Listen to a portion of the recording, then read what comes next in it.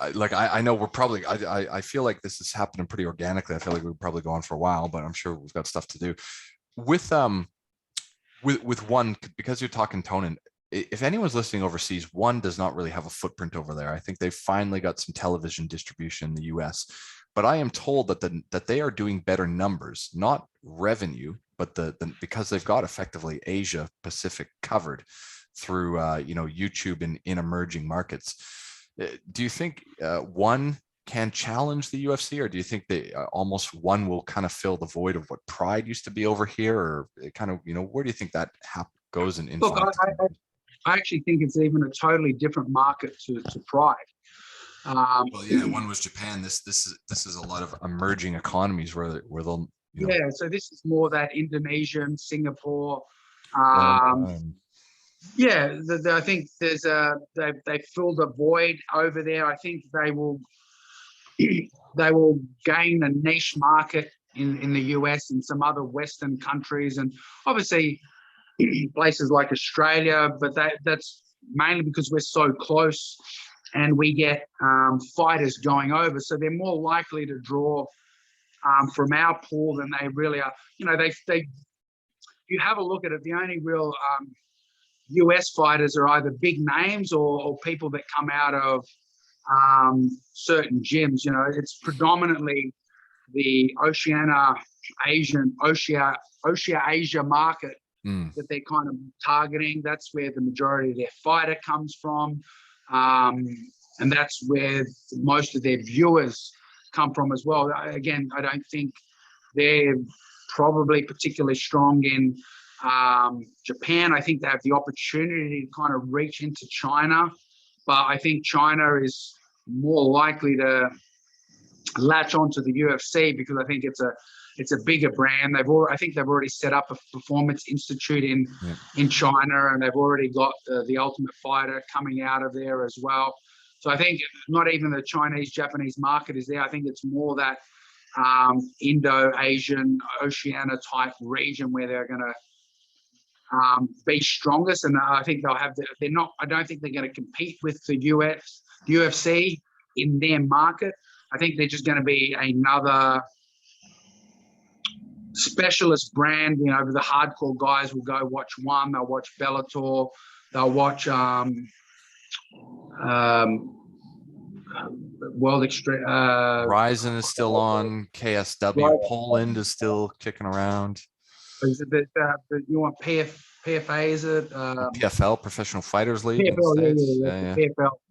So you've got these other markets. PFL is doing $1 million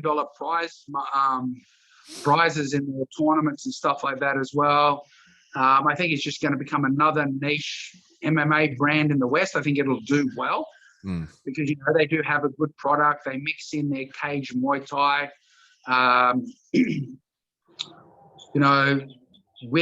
So they're kind of drawing on a couple of different markets to kind of bring them all together. Doing stand-up with 8-ounce gloves in the cage and all that sort of thing.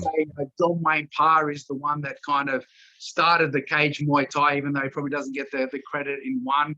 I remember him fighting Tony Bonello at what was the cage? King of the Cage, and it was like a 45-second fight or something. I don't remember. It was very, very short at the time. He just got taken down and had no concept of what to do. Well, at the time he had no.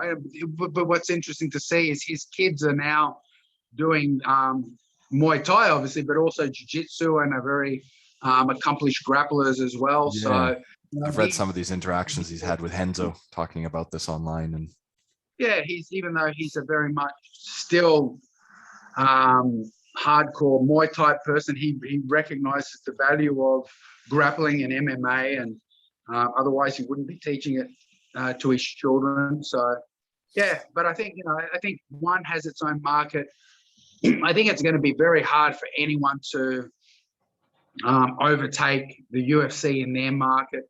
Ryzen has kind of filled the gap of where Pride was, but again, Ryzen only runs what half a dozen events a year.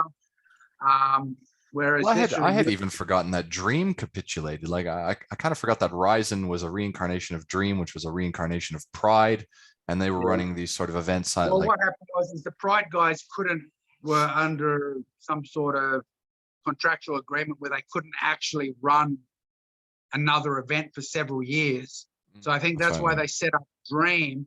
They weren't running it per se, but they were kind of connected through to it. Dream was there. It never really took off until I think the Pride guys got back on board because their non compete period had expired, and so they then got back. And so that's why Ryzen is very different to Dream and more similar to kind of Pride. They've kind of got back on the boat. I don't think it's all the same people, but I think there are some of the familiar faces in there. I believe Len Hart she's back in Len there. Harsev. But it's Yeah. kind of like even when you think of Elite XC, I kind of forgot that existed because I think of Strike Force. I don't think of Elite XC and how that kind of came into UFC.